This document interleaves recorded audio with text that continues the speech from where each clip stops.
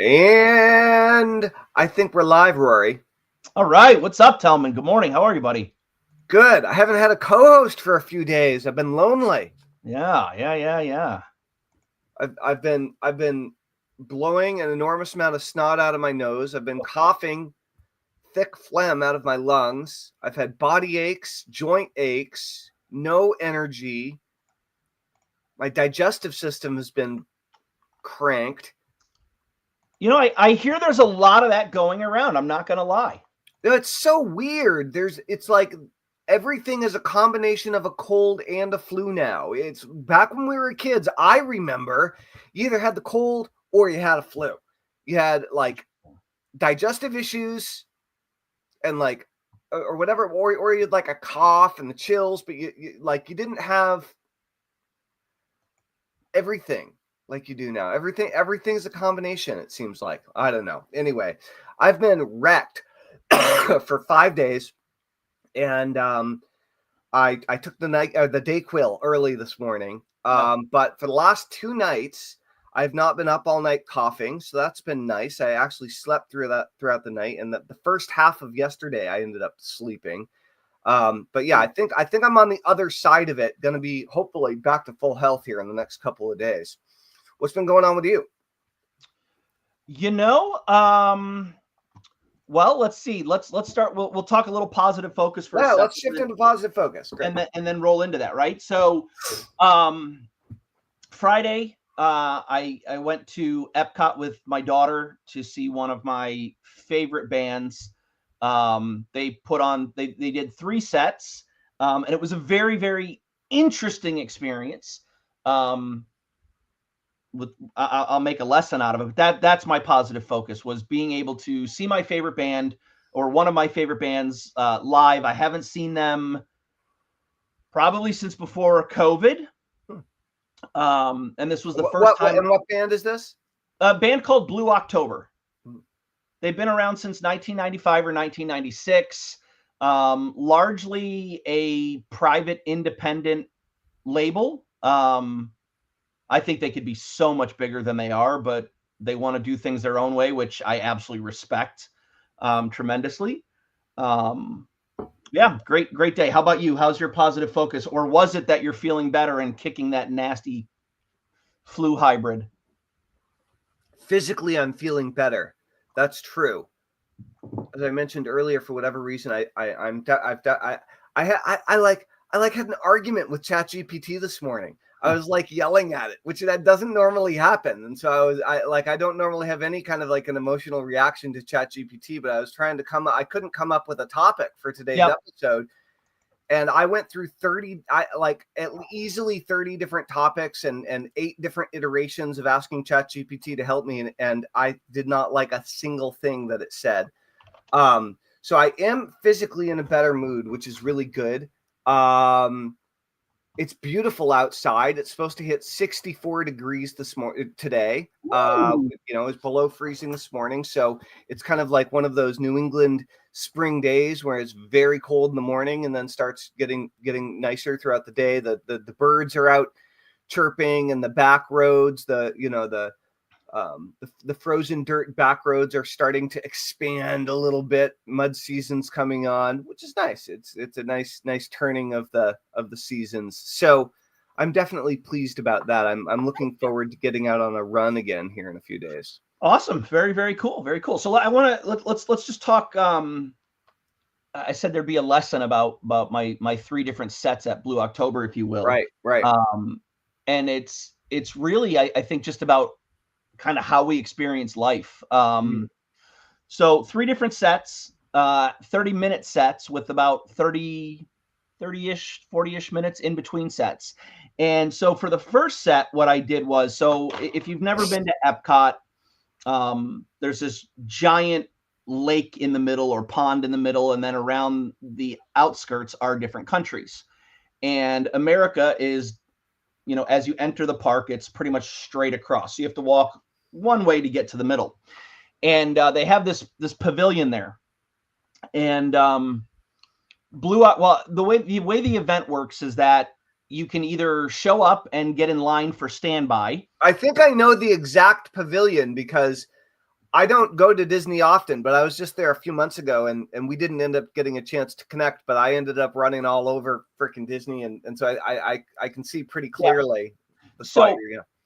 So on one side of the pavilion, there's just general standby, and a great business lesson. That I mean, Disney is filled with business lessons. You can get preferred seating to the show if you buy a special meal package. So on the other side of the pavilion, there's a line just for people with the meal package, and everybody lines up early to get the best seats possible. So I was like, you know what? I'm not going to get in standby. I don't need to fight the crowds. I just want to be here and I want to enjoy Blue October. So across from the pavilion is the music pavilion, if you will, is the America Pavilion. And I just grabbed, a drink and a picnic table, sat down and listened. Now, were you there solo? My daughter was there. Okay. But she went off and did her own thing. So I sat on the outside and just listened to the music. And it was cool and it was great to be there. For the last song, I decided to FaceTime Lacey because we have a lot of memories with going to these shows, for this band together. And it was one of their more popular hits, and sharing that moment with Lacey, being closer to the pavilion and actually walking in to record the song or show her the song, totally different experience. Right. And my mood immediately went up. So I went from kind of like meh to this is fucking awesome. Okay. Second set, Dylan and I decided to walk around Epcot, and I missed most of the songs. We made it back to America for the very last song. And we were just able to walk right in, sit down in the last row. And it happened to be a very, very emotional song. And like, I teared up immediately. And the funny thing is, Dylan didn't notice that. After the show ended, she was like, wow, Dad, a lot of people were crying during that song. And I was like, well, yeah, I was too. It's a really emotional song. Really? So, I mean, I just totally in touch with my feelings and my emotions. The third set, we had just had a snack and Dylan wanted to go ride some rides. And we had about 20 minutes before the show started. So Dylan went off and got in line for some rides. I went over to the pavilion just as it was opening up and I grabbed an amazing seat. And I sat there for the whole fucking show, like in it. And so you can probably tell where I'm going with this. Like, what a different fucking experience from sitting on the outside, getting close, and then being fucking immersed in it. And I don't know. I just think it's important to draw that parallel to kind of life. We've talked a lot, Tellman, about getting shit done. We've talked, or at least I've had conversations lately about being an entrepreneur, being isolated, right? Like it's a lonely world if you don't reach out and connect to people. And here I wanted to see my favorite band, and rather than go fucking see them, I was like, oh, it's good enough to just sit outside. Right. And it wasn't. It really wasn't. Cool. Well, glad you realized that and went in closer. Yeah. Fucking A. That's good. That's good.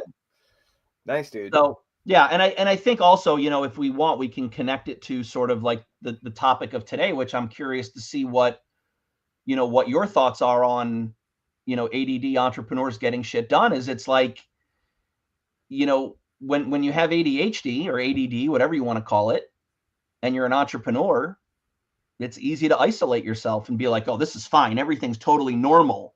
I'm here. I'm getting shit done, but you're missing out on so much, right, by not connecting with people. And I think it's something you have to do. And that's something we've absolutely talked about is, if you're going to be an entrepreneur, if you're going to work from home, you've got to build in some kind of fucking, consistent connection. social structures, both within your business and within the rest of your life. Right. Yeah. Or it does get lonely. It's true. I mean, there are a bunch of different ways that I've come up with over the years in order to help with my focus or to to overcome challenges with distraction and multitasking and my tendency of starting too many things and not following through on as many things as I'd like. I find that as I get older, I'm getting better at consistency. I'm getting better at follow through. I'm getting better at routine. I'm getting better at discipline, but I still have the same underlying challenges and problems, right? And so if you're an ADD entrepreneur, first of all, I regularly talk to people who sheepishly tell me they just got their ADD diagnosis and they're embarrassed about it. And listen, I mean, I know it sounds cliche, but there's nothing to be embarrassed about. You know, I've known I had ADD since I was in grade school or high school, I think. Yeah. And, you know, whether you're diagnosed, undiagnosed, whether you take medication, whether you don't, if you're having a hard time staying focused and you're getting distracted and you're all over the place and you have a hard time with follow through, even if you just have ADD type tendencies, you're not alone. Okay. Most of the most successful internet entrepreneurs that I know are diagnosed with attention deficit disorder, bottom line. Yep. And side note, many of the best copywriters alive today are dyslexic. So if you can't use the first way that ADD entrepreneurs get shit done is they don't get stuck on whatever label or diagnosis they've been given as their only way of thinking about themselves in a negative light. Right? The way that ADD entrepreneurs keep themselves trapped is they use their diagnoses of being ADD or whatever as an excuse for not getting shit done. That's how you kill yourself. That's how you destroy yourself as an ADD entrepreneur is let the label define you. Yeah. That's interesting. There's a lot to unpack here. Where do I start? So I myself have never been definitively, diagnosed with ADD or ADHD, and people absolutely want to diagnose the fuck out of me, which is hilarious. I find it fascinating how other people are more interested in my diagnoses, and I always tell people, listen, I had a whole fucking team of psychiatrists that I keep guessing on what's going on with me. I am me. Like, that's all there is to it. It's who I am. I can't change it. I'm not going to change it. It's gotten me where I am. And, sidebar, I was actually on the board of directors for A.D.D, the Attention Deficit Disorder Association, second largest private advocacy group in the country, if not the world, on ADD. And I went to one of their annual conferences, and the board met prior to, and it was so funny how here we are, an organization focused on helping to lift people up and not deal with the diagnosis. And all they wanted to do was like, Rory, just admit it. You have ADD. You have ADD. And I'm like, I don't. Well, you can't even sit still for 5 minutes in this meeting. And I'm like, because it's fucking boring. Right. Like, maybe if it was fun and exciting, I'd engage in it. But this is boring. This is a waste of my time. Please tell me how that's a bad thing. Right. Right? How is it a bad thing that I'm not engaging with something that's fucking bored and I value my time? I joke with Lacey at times because, and by the way, for anyone wondering, like, do I have ADD? Do I have ADHD? More than likely. I just don't fucking care. Most likely. I don't care for. I don't care for these days. Almost everybody does. It's like, right? Yeah. But hear me out. There's a reason I'm saying it this way. Is it's like, then you've got someone like Lacey, my wife of, 22 years, 23 years coming up this November. We've been together for almost 26 years. She is my partner in everything. I could not survive with her. And if I have ADHD. Without her. What did I say, him? With her. Oh. You're like, I could not survive with her. I can't survive with her. I can't survive without her. That was a good Freudian slip that you picked up. So anyway, so you go with, I have ADHD. She's absolutely fucking not. But what's funny is you and I talked sometime probably last week, Tellman, about, are you more spontaneous or do you like to plan? Sure. Lacey cannot be spontaneous. Cannot. So if I'm ADHD or if you're ADD or ADHD, because what's Lacey? Because she ain't fucking normal. Well, right? That's the thing. There is no normal. That's the issue. Yeah. So that doesn't exist. Quite yeah. literally, So I exist. wanted to share that, but like, yeah, at the end of the day, it is truly amazing that, you know, people do. And I will say, like, I've been through lots of people, and I've in a clinical setting dealt with people who find out they have ADHD. Why don't you put the doctor in front of your name? I thought about changing it just today as you brought up ADD, but it's too late. Start. No, dude. Like, you should use that more. In all seriousness, All right. it really does. The degree to which it adds credibility is absurd. I guess It's absurd. I guess It really is, dude. what's absurd is my bed head today, and how much it itches. So, it's so you bring up the doctor. Like, I was in a clinical setting for a while. I got my doctorate in clinical psychology. People would find out their diagnoses, their adult ADHD, through going through it with their kids, going, "Oh my God, that explains so much." What I find the most fascinating about ADHD in particular, whether you're diagnosed or not, there are two camps. Camp number one, I put that shit on, I wear it like a fucking badge of honor, and anytime my life goes sour, oh, it's because I have ADHD. Right. It's like a fucking crutch. Right. Woe is me, wet blanket, fucking total Eeyore moment from Winnie the Pooh, right? For a lot of people, that's how they handle it. Yeah. Yeah, and then there are other people who are like, yeah, I have ADHD, so what? Like, let's go get shit done. Right. It's my superpower. And it amazes me. Like, then, and it also reminds me, you know, from my clinical days, there's same thing, same two different camps. There's a book called ADHD is a Gift. And it's so funny to see the people in that crutch camp go, well, if it's such a gift, why can't I give it back? Stop being a fucking miserable curmudgeon. Right. Like, this is the hand you were dealt with. It's not, I get that it's not great. Like, I'm 46 years old. I'm still pissed off that I was never rescued from my family by my real parents, my real mommy and daddy, who were a king and queen of some foreign country. And get over it. This is the card. This is the fucking hand you were dealt. It's true. Like, stop. I have fucking depression. Oh, I have depression. My life's so, like, I get it. Fucking deal with it. Rory, you're funny. You're funny. An asshole is what I am today. It's true. It's true. So let's actually talk about some ways that you have and I have come up with, and I have a few to start the conversation. So some practical, tactical tips and strategies that you've used in order to increase your focus and improve your ability to accomplish something, right? So I'm gonna give you guys a quick list of things that I do on a regular basis that help me. One is real simple. Open up Spotify, type in Baroque, like classical music, Baroque, Baroque, or Baroque. I think it's BAR, and I'm doing it, by the way. BAROQUE. Baroque. Okay. Is it for focus?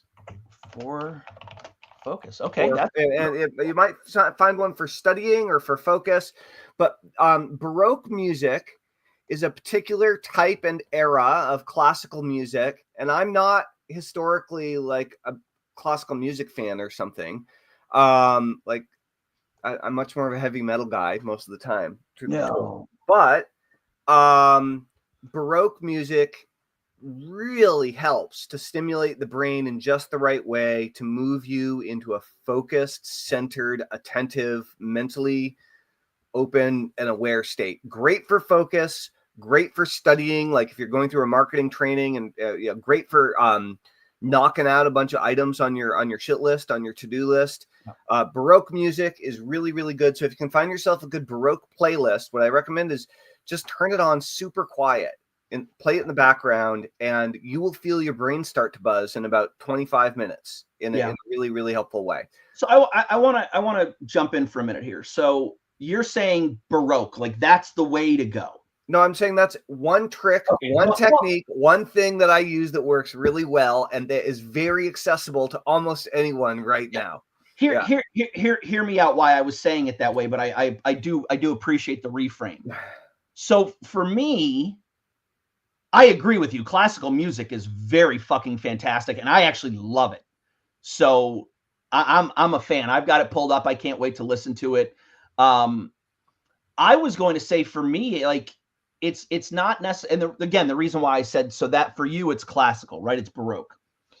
I will often tell people just find what works for you. Find what kind of music works for you, and decide. Like, I guess what I'm saying is like that's a great tip. I can just automatically hear people say, "Oh, well, I don't want to listen to classical. It puts me to sleep." Well, great. Tellman's a heavy metal fan. Put on some fucking heavy metal. Find out if that works for you. You can. Here's one thing that I've also found, though, that in your experiments, that I mean, you have to find what works for you. Yeah, exactly. Any of my tips may or may not work for you, but I would recommend get over whether or not you like the Baroque music. Just play it quietly in the background, see if it helps. Yeah. Right. Generally speaking, avoid music with lyrics. Okay, try to focus on, if you're trying to focus and not be distracted, you don't want to be singing along, and you don't want to be trying to figure out what the words are, because your mind is supposed to be focused on what you're actually doing. Baroque music gives you some auditory stimulus without occupying any part of your conscious mind, right? So it doesn't unless you're a musician or a classical musician, it's for most people not going to take up mental resources. It's only going to allow you to focus more. So I like that a lot. And again, this is kind of why I called you out by saying like that's just one way. Is what's interesting where I was going with this is like, for instance, I don't know if people have told you, oh, go to the library, go where it's quiet. I can't fucking do that. I cannot sit in a library and do work. I will lose my fucking mind not having something going on around me. Right. And so, for instance, I used to be more like that. I'm not so much anymore. Yeah. But oh no, yeah, I need to I need to have something going on. Like when I at this point when I sleep, the TV is on. That's not good, dude. You need to fix that. No. It's not good for your head. Well, it's fantastic for my head. No, dude, it's not. This is my story. Listen, you stay over there with your story.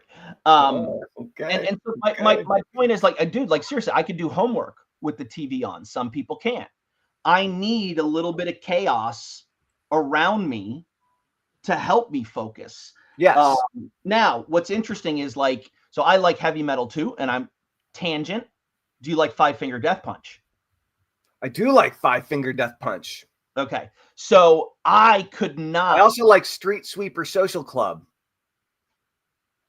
I don't know if you're fucking with me or not, but I got to look that up. Street Sweeper Social Club. All right. Yeah, it is. Okay. Interesting. Oh, I see why now. Tom Morello. Okay. Right. So I love me some Five Finger Death Punch. And if I'm writing copy, that's really fucking super good. Super, super good. But sometimes I do need to, put on, say, classical, or even one of my favorites to listen to. Again, you talk about noise or mental bandwidth. Andrea Bocelli. Opera. I've heard of Andrea Bocelli, but I've never listened to Andrea. Oh my God, dude. I love him. Love him. Love. Oh, I thought you said Andrea. Is it Andre? Andrea, but is a guy. He is a guy. Okay, cool. He is get this, hold on. He is a blind singer. Cool. Fucking amazing. So anyway, the whole point here. So you recommend Baroque music. I love that. We're gonna get back to you in a second because you have more. I need a little bit of chaos. Yeah. Around all right. It locks me in. If I'm sitting in silence, forget it. So I used to work with a lot of kids with attention deficit, and I came up with a technique for kids and adults to help increase their focus, especially when they couldn't do homework or study and things like this. And what we would do is amp up sensory inputs so that they were on the extreme side to give your mind and body something to consider, something to do, something to think about. But again, that wasn't going to distract you from your studying. Yeah. So you can think sight, sound, physical, like temp, your physical sensations, taste and smell, right? And so one thing that you can do is you can either make the room that you're working in really hot or really cold, depending on where you are, what time of year it is, what's the situation. Try to make the temperature more extreme. It doesn't have to be at the most extreme, but try to make the temperature more extreme. Another thing that you can do is you can get some foods that are power packed, meaning like they're very, very flavorful, like really intense salt and vinegar chips, or like do a shot of apple cider vinegar, or some hot sauce. Hot sauce is a great example, right? Anything to get your senses occupied to some degree, right? Another thing is you can play music in the background, and that's kind of where the Baroque thing came from. I didn't even know about Baroque music until I started studying binaural beats and brainwaves way back in college. And I studied binaural beats and hemispheric synchronization and how you could use specific frequency sound waves in order to modify brainwave activity. And so listening to binaural beats and other things like this can dramatically improve your focus. And all this stuff is available for free on YouTube now. Wait, go back for a second. You said hemispheric what? So all right. So you're not familiar with binaural beats? No, I'm familiar with binaural beats, but I'm Googling something specific, which is, you said hemispheric, and I lost the other word. Yes, yeah. So hemispheric synchronization. Synchronization, thank you. So back in the day, the Monroe Institute pioneered the use of binaural beats, and their main thing ended up being teaching people how to use, with scientific methods, how to actually project their physical consciousness outside of their body, how to induce out-of-body experiences purposefully. And they developed a cocktail of binaural beat frequencies and training CDs. They patented it, hemisync, for hemispheric synchronization. And they've done workshops and sold CD sets and all sorts of things like this, mostly in the out-of-body experience zone. They, I think, were around a little bit before Bill Harris rolled out with Centerpoint. And then Bill Harris, he was a much better marketer. And so he actually popularized the use of binaural beats because he sold way more of them than the Monroe Institute. They were kind of like at odds for many years, as I believe, as the story goes. But the way it works is binaural beats. Okay, so you have your brain waves: alpha, beta, alpha, theta, delta, and then gamma, right? Beta, wide awake alert consciousness; alpha, daydream state; theta, dream state; delta, deep sleep; gamma, high speed psychic activity. That's basically the deal. Okay. Those are more or less the 5 stages of brainwave activity. And right now we're mostly in beta. Okay, our brain can be in different zones of this at the same time, but right now wide awake alert consciousness is mostly in beta.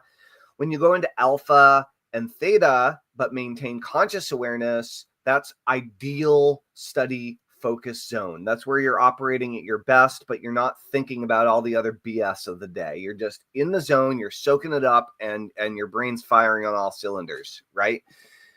So when you throw 2 different tones in the left and right ears, if you throw 100 hertz frequency in the right ear and 110 hertz frequency in the left ear, you have directional hearing, right? And the way directional hearing works is your left side and the right side are going to compare those 2 sounds, and it's actually going to subtract them, and you're going to get a 10 hertz frequency from 100, and the difference between 100 and 110 hertz. And then because they're coming in at the same volume through headphones on the same side, what ends up happening is 10 hertz is down below the human hearing range. So, but it's within the brain wave range, right? And so you can actually create combinations of sounds to move the brain into vibrating essentially at these different frequencies. And it creates what's called a frequency following response.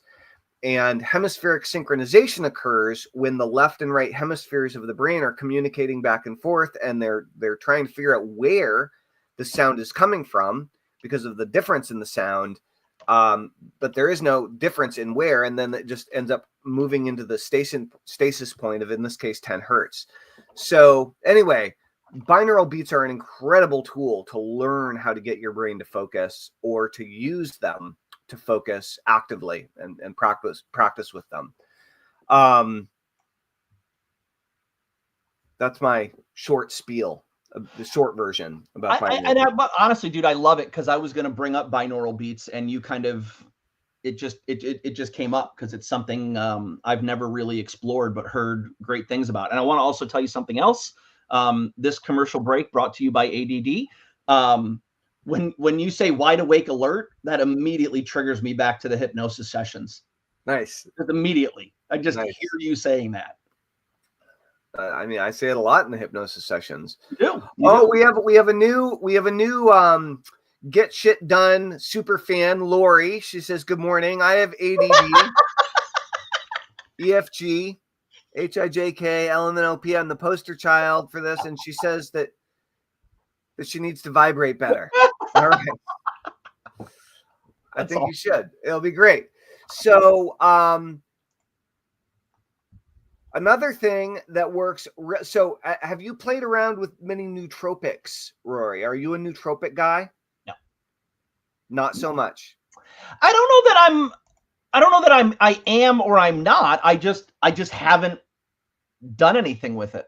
Yeah, there are some really, really, really good ones. I took Alpha Brain for quite a while by On It. I think they're still selling it. They do. And then it just got over time. It got to be too much for me.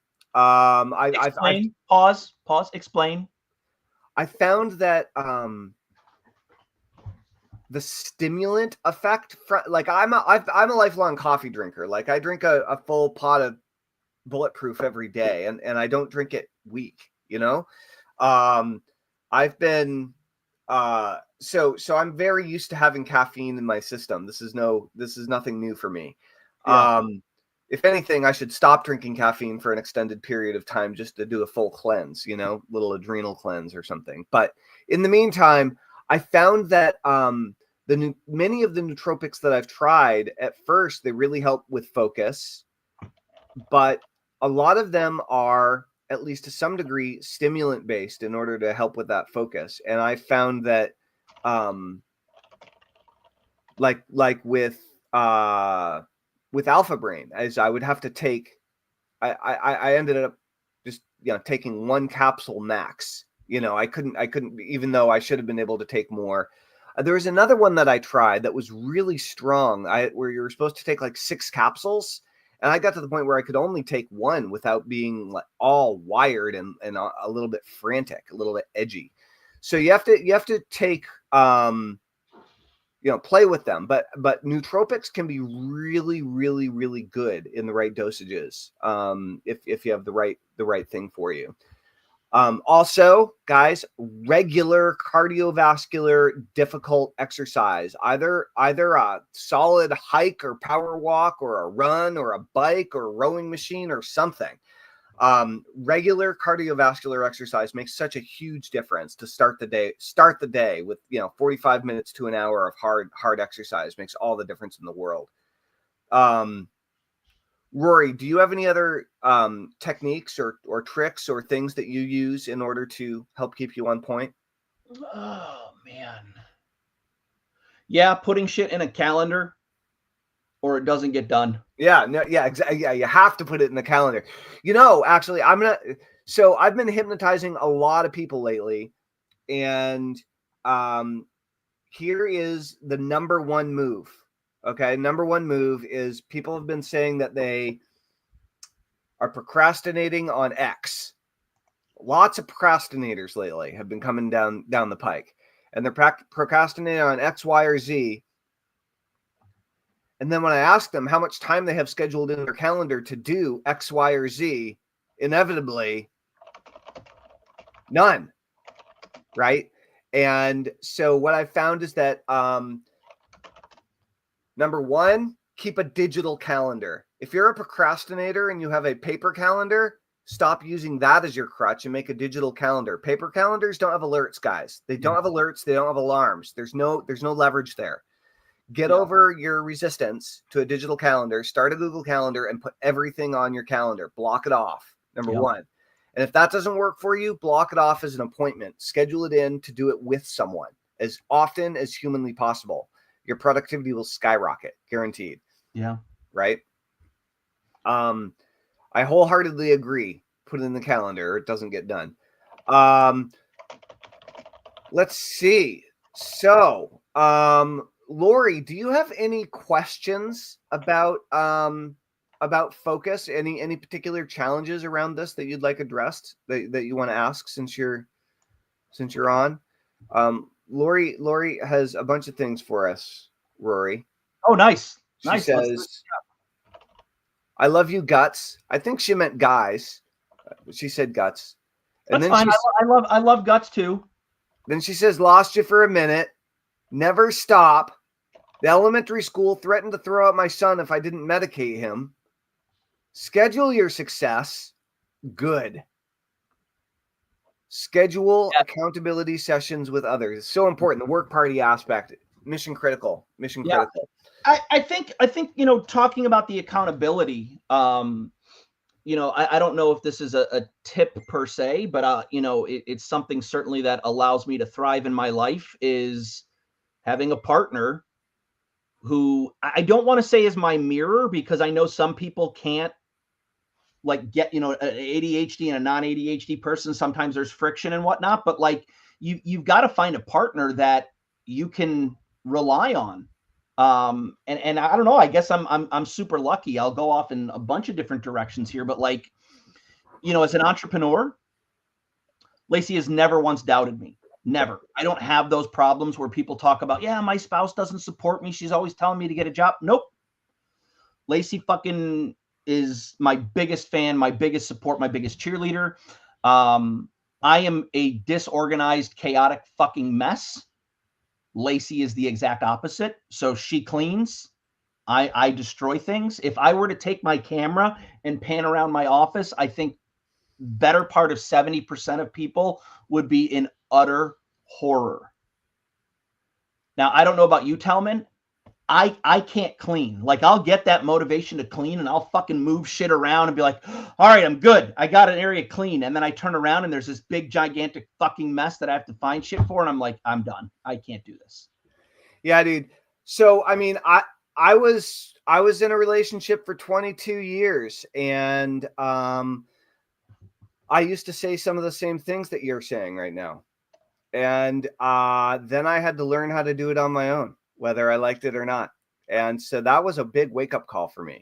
And that didn't make it easy for me to clean. And that doesn't mean my space is always clean. It's definitely something I like.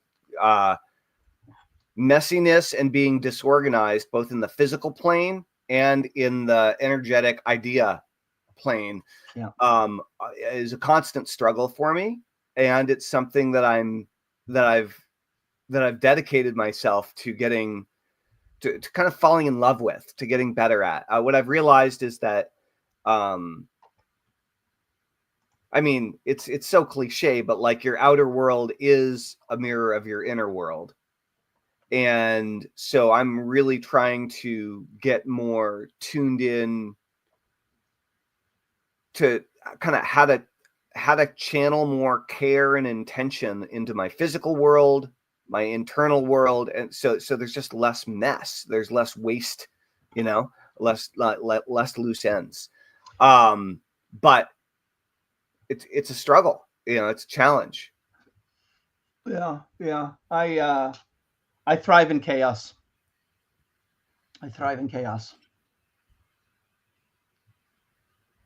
Well, that's good. Well, hopefully it doesn't require chaos in order for you to thrive. That's the trick. No. It doesn't require it, but I thrive in it. I mean, I don't know, for whatever reason, it made me think back to my younger days. God, I'm old. when I was an EMT. Like I was at home. Oh, I didn't know you were an EMT. I've thought about that several times in my life. I've been like, man, I really should be an emergency technician of some sort, because I love the stress. I love the emergencies, but it doesn't seem sustainable to me. Dude, there is so childhood dream, paramedic, firefighter, emergency room doctor. Got the EMT. So much fun. Oh my God. So much fun. So much fun. Especially if you're doing actual emergency runs, which is very few and far between in the industry these days. Most private ambulance companies are now just transport vehicles, which is boring. So fucking boring. But emergencies, oh man, so much fun. Nice. Well, that's actually a really good point, is that some people are built for emergencies. And I know that I definitely am, and I tend to cause them as a result.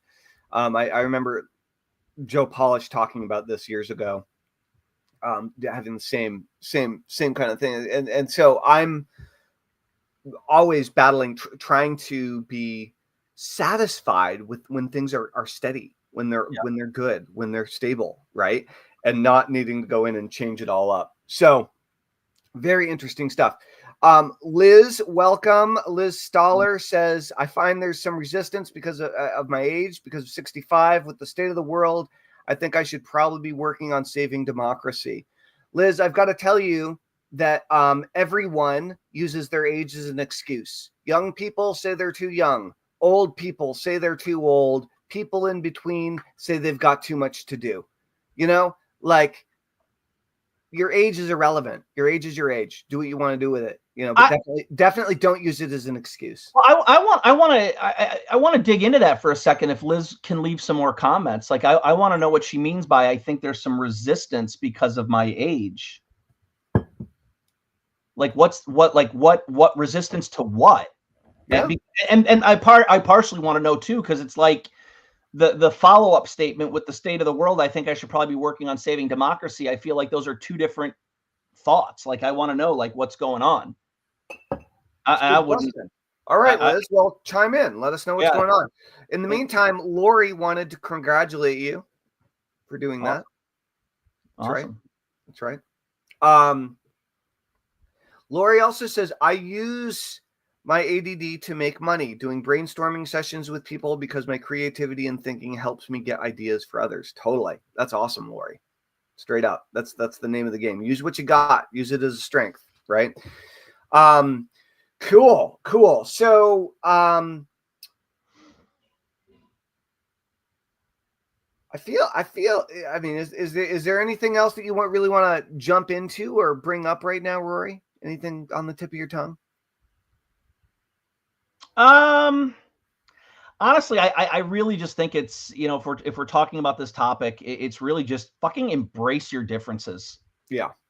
Just fucking embrace your differences. Don't, that's what's going to help you stand out. That's what's going to help you make an impact in the world, is embracing your differences. If I feel like the people that struggle the most are the ones who go, I have ADD, I have ADHD. How do I act not ADD, ADHD? And it's never going to happen. This is, I've said it once, I've said it 1,000 times. Don't think about a pink elephant. God damn it. So this is the don't think about a pink elephant syndrome. And it's true with ADD. It's true with things like procrastination. So many people who feel like they're stuck that I work with to help get them unstuck, so many people fall into the same trap. And the trap is they're focusing on the fact that they're procrastinating. They're focusing on the fact that they're ADD and distracted. They're focusing on whatever it is that they don't want. And they have no awareness of how to focus on what they do want and the outcome that they are going for. So don't think about a pink elephant. Instead, think about a pepperoni pizza. Okay, what's the pepperoni pizza? Where do you want to go? What do you want to focus on? So instead of beating yourself up because you're procrastinating all the time, which everyone is, quite literally all of the time, 24/7, every human alive is procrastinating every moment of their lives. You can't get away from it. It's not going anywhere. It's not disappearing. The question is, what do you want to be doing now instead? Right? Where do you want to be going? What do you want to be doing? Don't stay stuck in the problem. Stay focused on the solution, or at least the question that'll get you to the solution. That's my recommendation. Amen. Absolutely. Cool. Oh, we have a whole bunch more comments. Okay, here we go.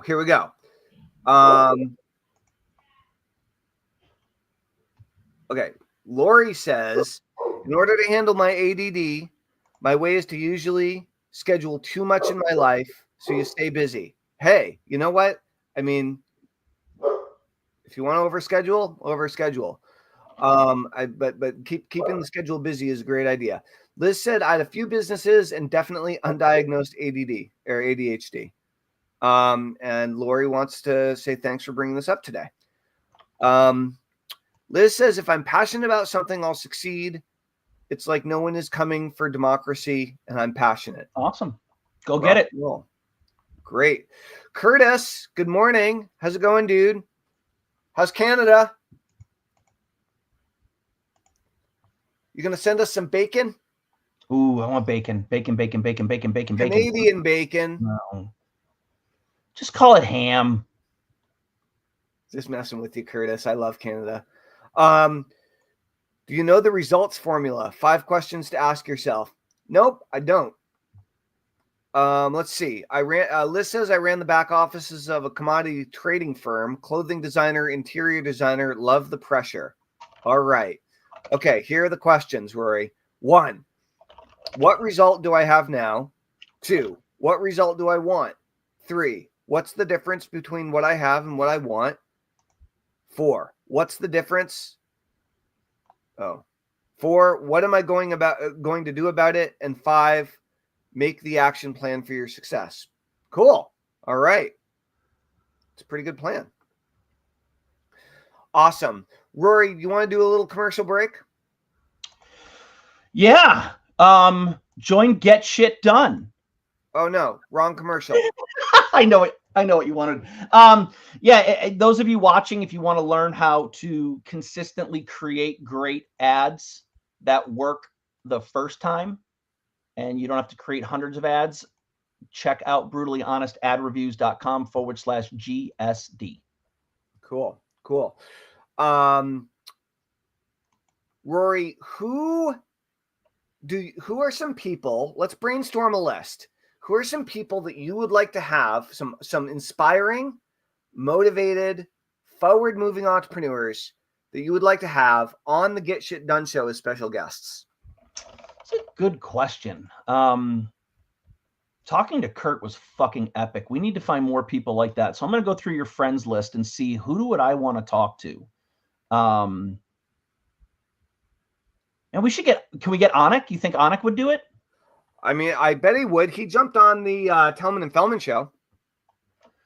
All right. So let's, maybe not. Oh my God. We could get Lacey Stern. Get Lacey Stern and interview her about what it's like living with an asshole like me and how does she get shit done.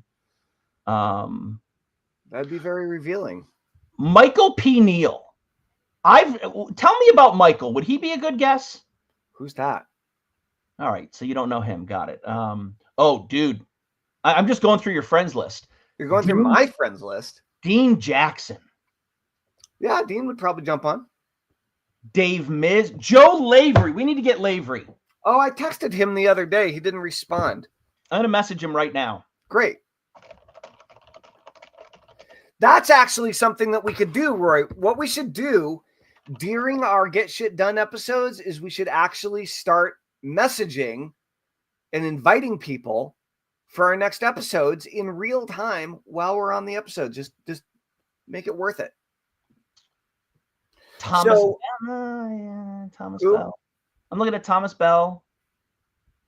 Patricia Carlin. Why do I know that name? Oh, that's why. Okay. Co-founder Deposit. Are you looking at mutual friends? No, I'm just looking at all friends. It's a lot of people to deal with. Dude, we should.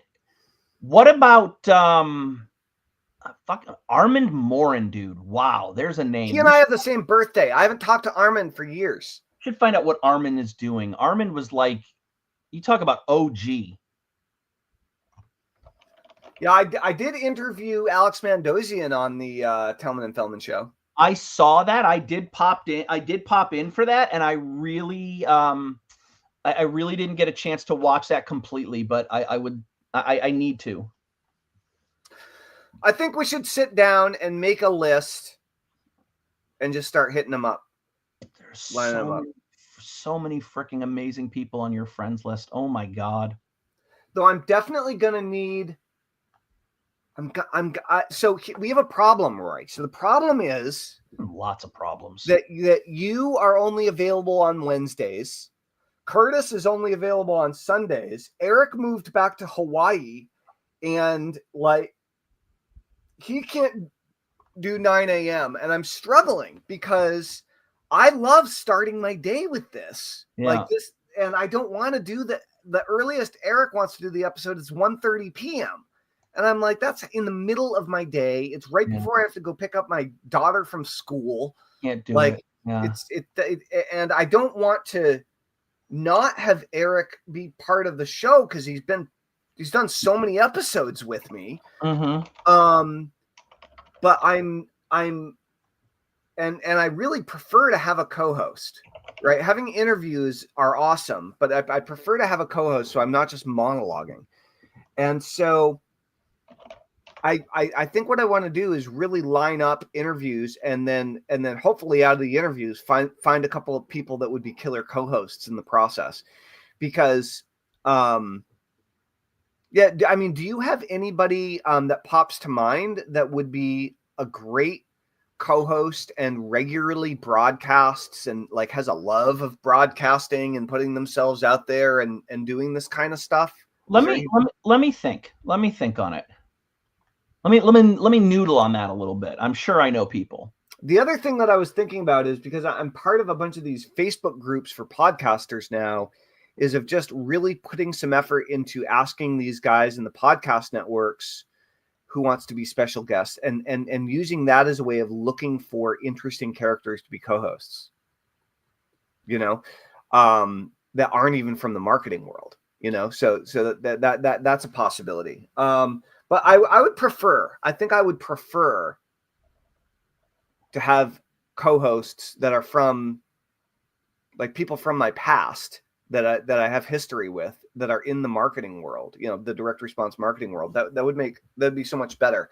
So yeah, I don't know. Maybe we should get Kurt on once a week and Kurt could be a co-host. I don't know. Oh, that would be interesting. That'd be very interesting. Though I find that Kurt is a great talker, I don't find that he asks a lot of questions. That's okay. Well, I don't know that it is. Co-hosts should be good at asking questions.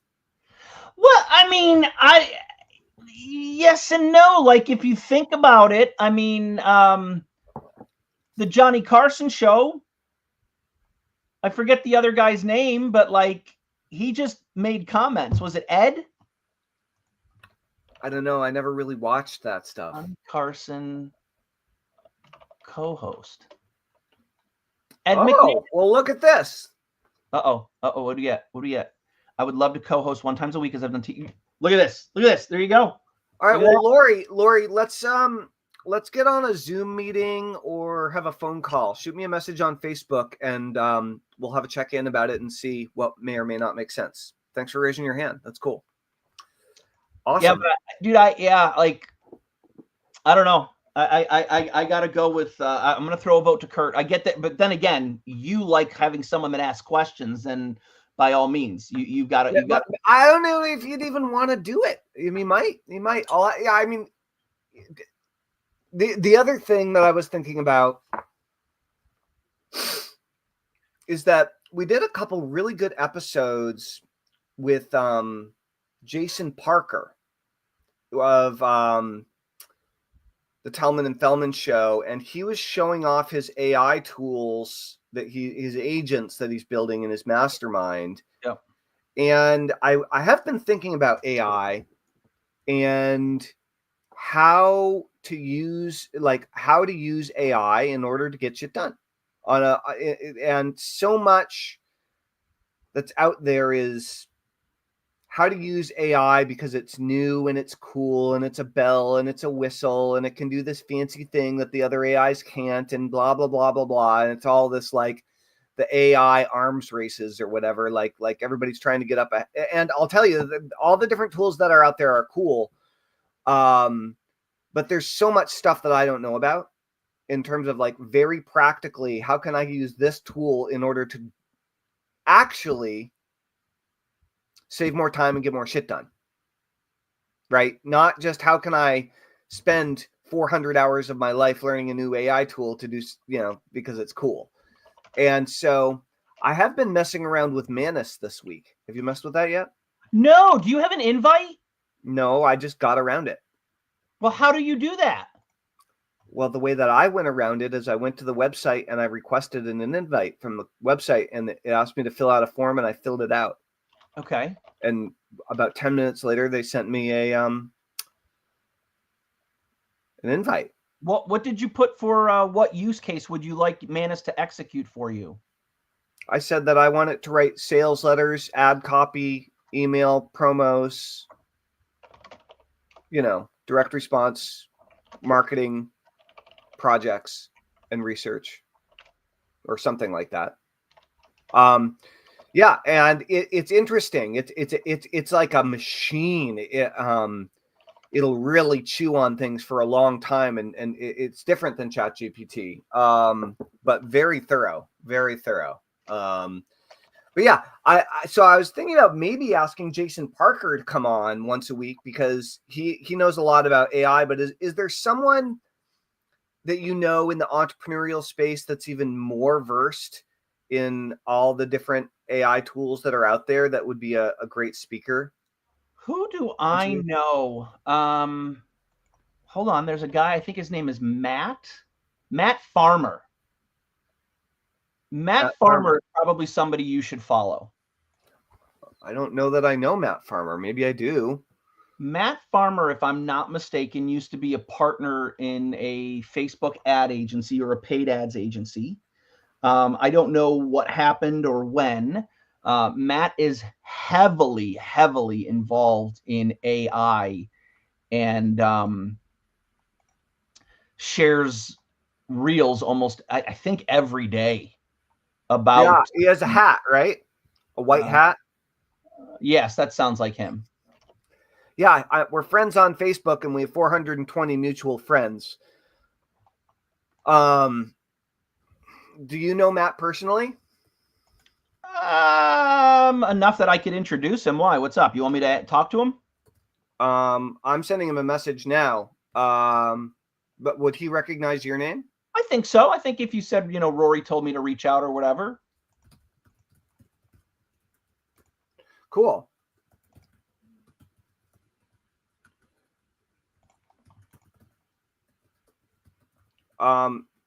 Cool. Yeah, I mean, reach out to him, and I will definitely mention you. Awesome. I just asked him if he'd be interested in being a special guest. Cool. Rock and roll. All right, man. Well, I think that about covers it for today. Actually, Lori did mention there's a free summit today called AI for Business. It's in 3 days. Actually, I forgot about those guys. Isn't Perry Belcher doing conferences on AI now? Perry's big on conferences right now. I know he does have an AI one. I feel like that was in Orlando not too long ago. The one I think I see him promoting the most right now is for creating a book that may or may not be with AI. I'll reach out to Perry. Maybe he'd be a good person to talk to. And maybe he'd know somebody that would be a good person to talk to. But Perry. So I want to interview a lot more people in the upcoming episodes of the Get Shit Done show. And I guess. What's that? Well, I was just gonna say there's a couple things with AI. Bear with me, right? Because my mind is just now spiraling out of control.